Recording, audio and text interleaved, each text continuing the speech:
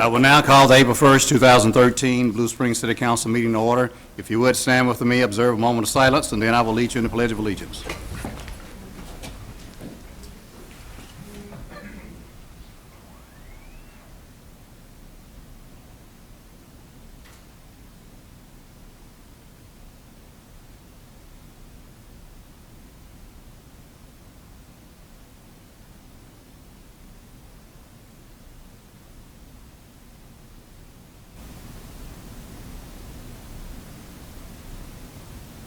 I pledge allegiance to the flag of the United States of America and to the republic for which it stands, one nation, under God, indivisible, with liberty and justice for all. You may be seated. Welcome those of you in attendance as well as those that might be watching on Cable TV 7 to tonight's City Council meeting. The next item is the consent agenda. Are there items that need to be pulled? If not, I accept a motion for approval. So moved. Is there a second? Second. Roll call, please. Councilman Quibell. Aye. Councilman Levesey. Aye. Councilman Fowler. Aye. Councilman Carter. Aye. Councilman Edmondson. Aye. Councilman Bowerman. Aye. Carried unanimously. Next, we have a presentation on Family Week. Diane Mack, would you come forward? And we want to thank the fireworks applicants for coming tonight. Each of the individuals up there need one of you to tell them not to look at it. Okay. Do they listen? I don't know. They'll listen to you. If you would not look in those envelopes until I tell you to, okay? And if not, Mayor Ross, they have to stay after class. Boy, that's not good, you got. Well, we got to stay anyway. We got an executive session.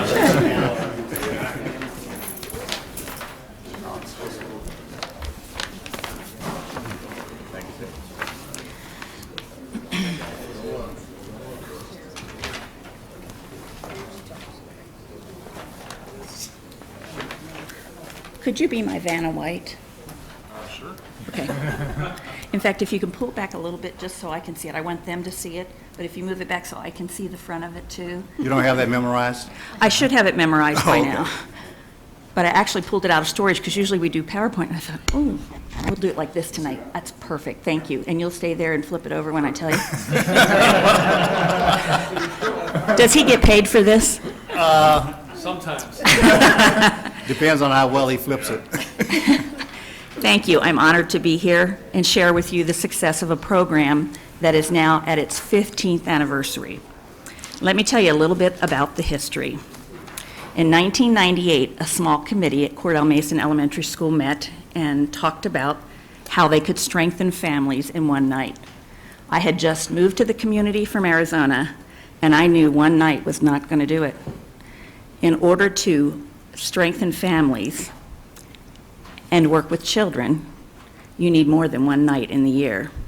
So we started to talk, and we learned that our children, the 6-member committee, were overscheduled, were in far too many extracurricular activities, and we as parents didn't even have an open moment to sit down on a committee, 6 of us.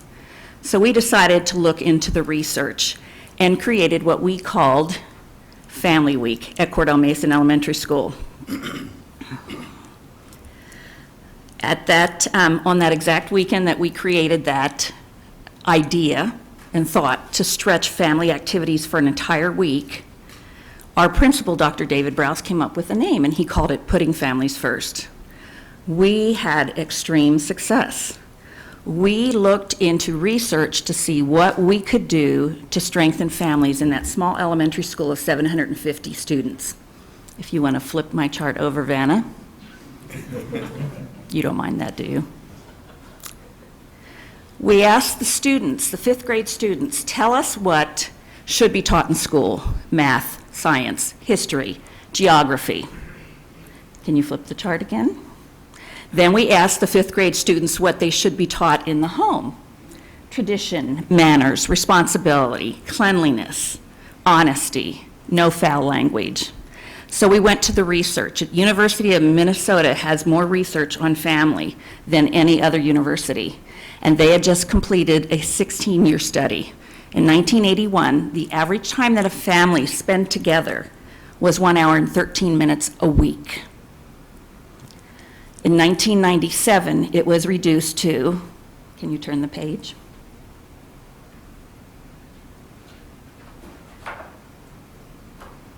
"34 minutes. 34 minutes that the family is together. I call that teaching time, because you can't teach a child on the sidelines, no matter how hard it is. Can you flip that one more time? Can you imagine how successful our schools would be if we only taught for 34 minutes out of the week? Next. So how successful are we as families and in our homes if we are only teaching 34 minutes? And that was 1997. It's down to about 17 minutes now. Can you turn the page? So we went to the Blue Springs Police Department, and I think I shared this with Wayne many years ago. We averaged that there were 18,000 youth in Blue Springs under the age of 18.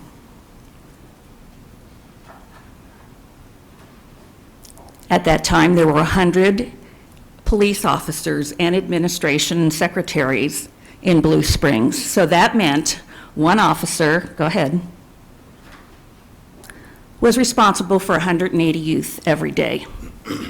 Now, probably some of the officers in that room feel like they're doing that already, but this is impossible, and it's costly. Can you turn the page? It's impossible to replace the family. It's costly to repair the family.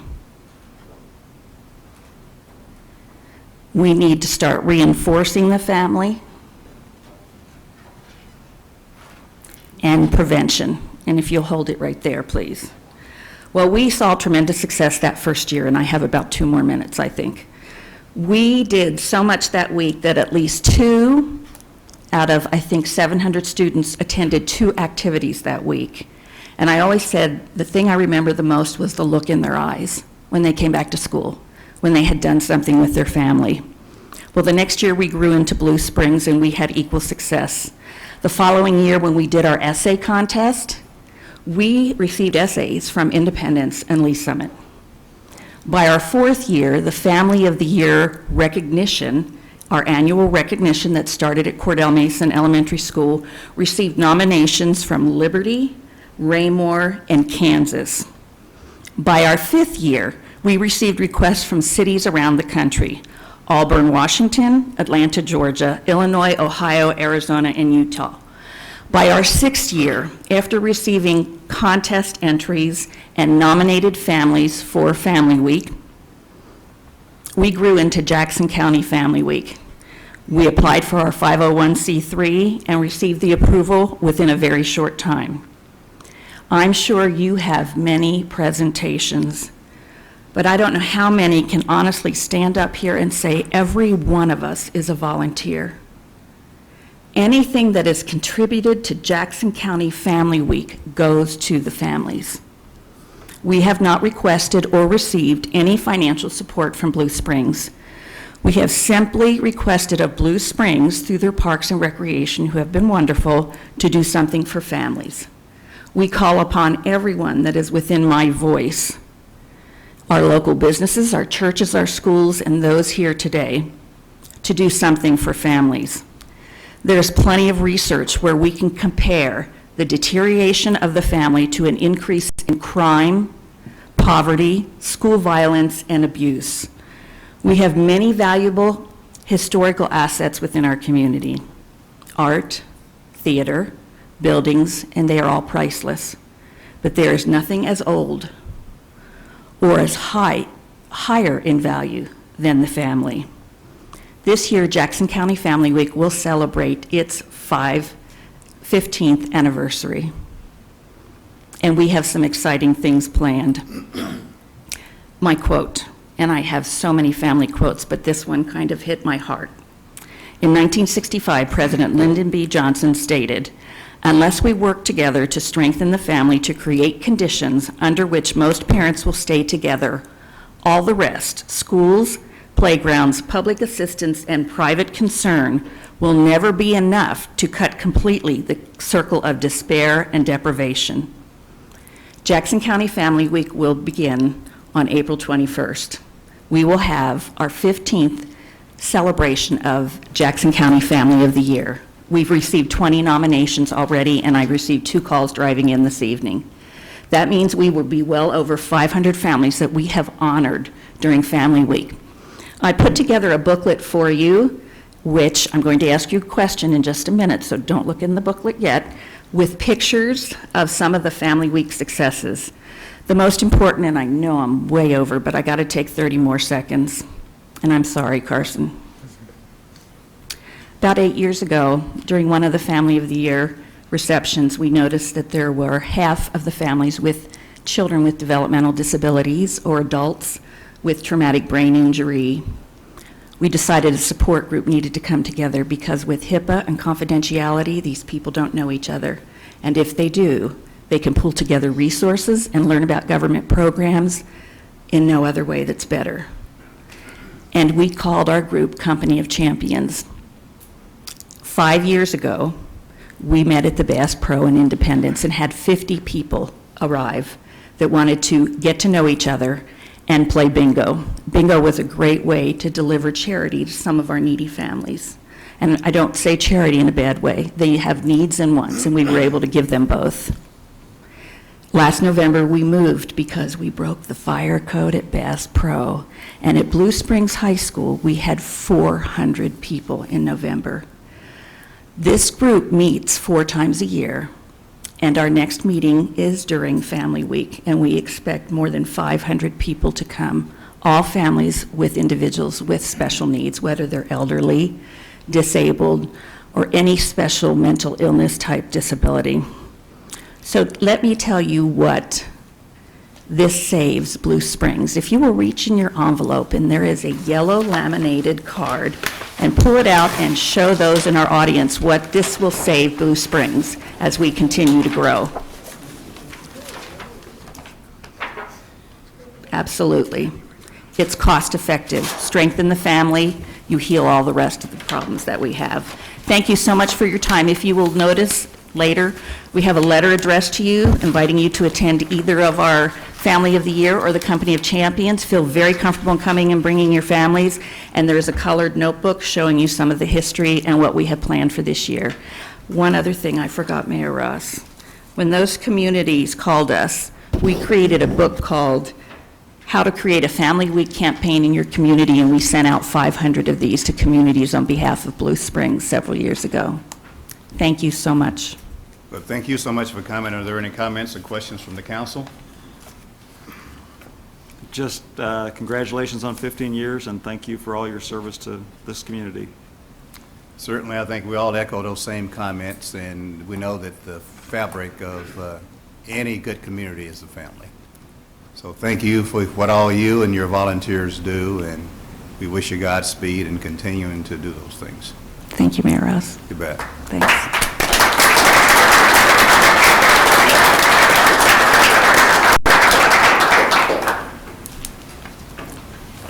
That brings us to another presentation by our VIPs, Volunteers in Police Services, Sergeant Alan Kentz and his cadre of volunteers behind him. Yeah, good evening. I have hopefully a very short PowerPoint here just to give you an overview of the VIPs in the last year and a little bit of an overview since we started.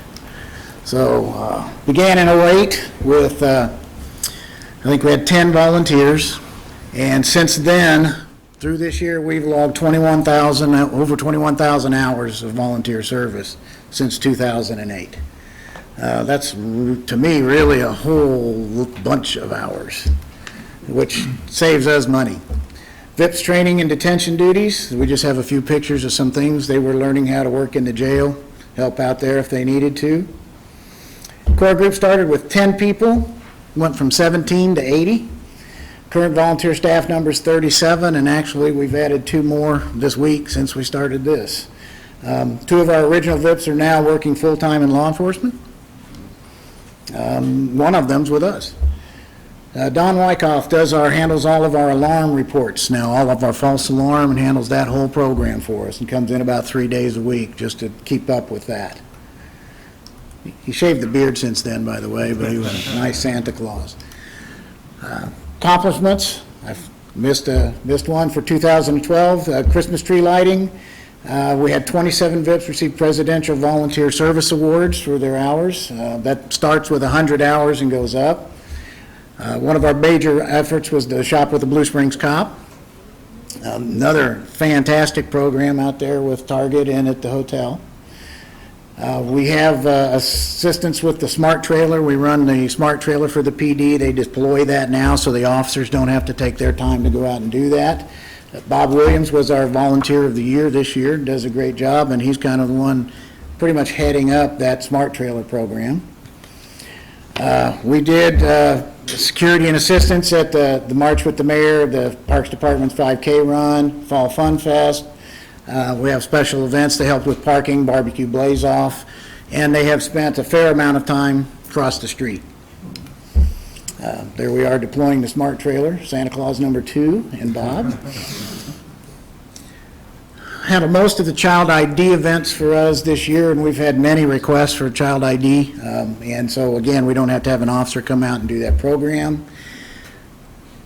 They verified all the Blue Springs churches and businesses' emergency contact information. That's a very long drawn out, and they tried to actually physically contact somebody at every organization.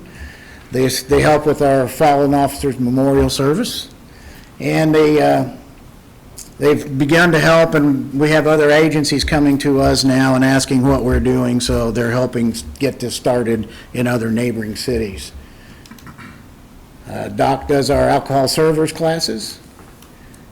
All right. Some of our VIPs have regular assignments, and others just fill in when we have a special assignment.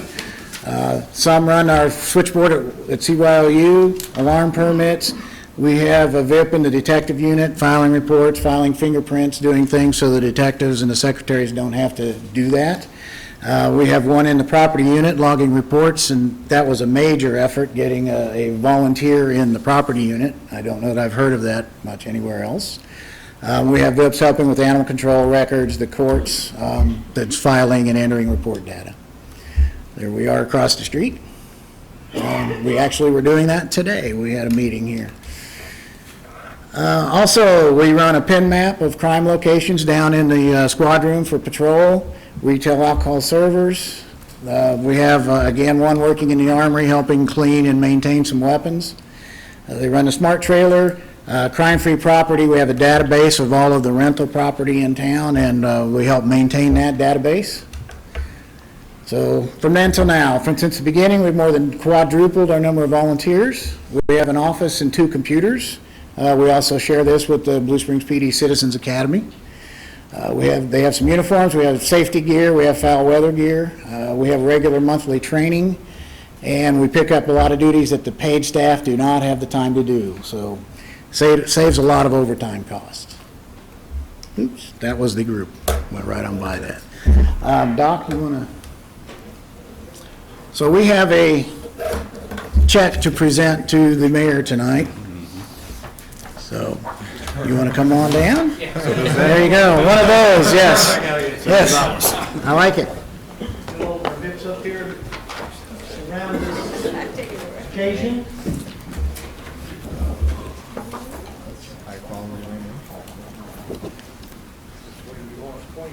Around behind. We're going to be right here in the center of the semicircular part. Mayor, this is And this check is drawn on which bank? if you're quick and get the drive-in lane next door, you might be able to catch this. But on behalf of the volunteers and police service, we want to present this check to the city of Blue Springs, value added. This is $21.36 an hour, and it's for $157,124.16. Thank you so much on behalf We of the city are council proud and to the city. serve. Thank you. And thank all of you all for what you do for the city. It indeed does save us yellow cards. Thank you so much.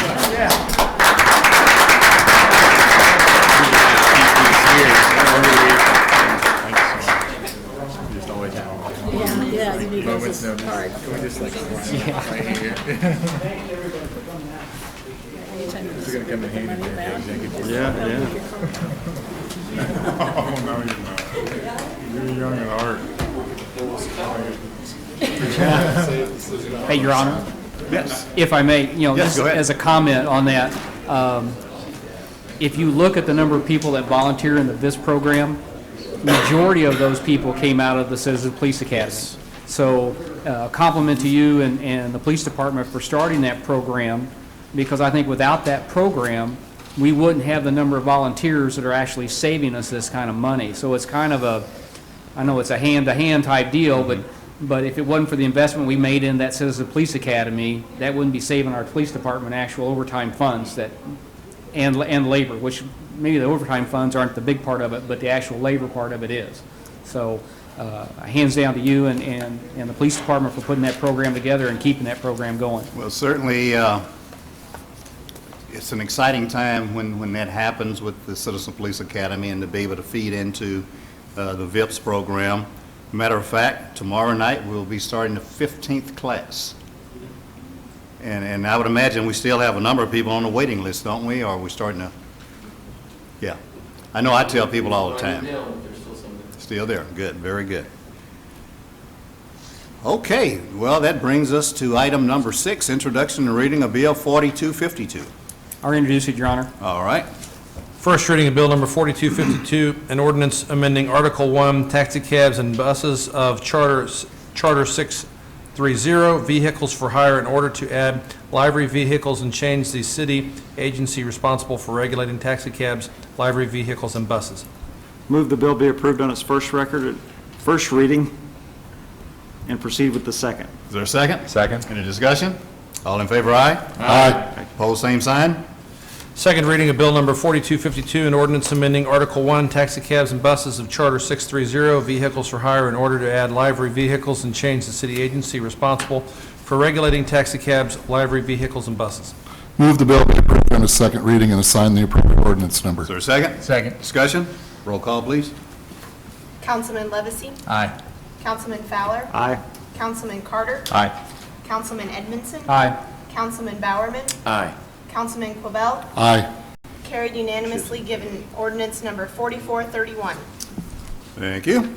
That brings us to Merrill Announcements. I have a number of them this evening that I want to share. Some of these you got in your weekend review, but for those in the audience and those that might be watching, the Veterans Way Memorial dedication is scheduled for tomorrow from 3 to 5 p.m. at Pink Hill Park. And I know all the council have RSVP'd, so we look forward to seeing you there. Also, March with the Mayor is Friday, April 12th. Again, these are things that's going to take place before our next council meeting. So we encourage you at 12 o'clock to come over and warm up a little bit and march with the Mayor. Now, we're going to have the First Lady ride in the Gator this year, so we don't have to pick her up on the way. The Mayor's State of the City address is 2 weeks from today, before our council meeting that Monday. It's going to be at 12 o'clock at Adams Point Conference Center. And council, you're going to be taking photographs also that evening before the council meeting. So come, be all spruced up and looking good, because those photographs will be probably displayed on the city cable channel, in the magazines and all that. So there'll also be, we'll have another council meeting before then, but there's a council work session scheduled for April 29th, and it's going to be a pretty lengthy one because there's a lot of meat in it for us to be able to look at and discuss and analyze and all the things that goes with having a work session. Tomorrow is also Election Day. In most cases, there will be 3 items on the ballot for people voting in Blue Springs. One of those things will be a ballot issue from the City of Blue Springs. Shall the City of Blue Springs be authorized to enter into a water purchase contract with Tri-County Water Authority for the purpose of providing water and water services to the city? Another one will be the school district has a bond issue, $20 million no tax increase bond issue to be able to bring all their buildings up and make them more secure and safe for our students and staff. Then lastly, there's a city council election in District 1. Councilman Dale Carter will have an election, and his opponent is Preston Smith. In District 2, Councilman Chris Levacy is unopposed. In District 3, Councilman Grant Byerman decided not to seek re-election, so Planning Commissioner Susan Culpepper is opposed by Michael Freeman. So that's it on the election for tomorrow. That brings me to thoughts to ponder. Tonight's comes from Councilman Dale Carter, and I quote, "It is not happy people who are thankful. It's thankful people who are happy," end quote. Very profound. That ends the Merrill Announcements. Don't have any visitors' appearance forms, so we will accept a motion to go in executive discussion, discuss possible litigation issues pursuant to Section 610.021. So moved. Second. And other personnel matters. Okay, roll call, please. Councilman Fowler, Aye. Councilman Carter, Aye. Councilman Edmondson. Aye. Councilman Bowerman, Aye. Councilman Cobell, Aye. Councilman Levacy. Aye. Carried unanimously. Let's take about a 2 or 3 minute break, and then we will go into executive session.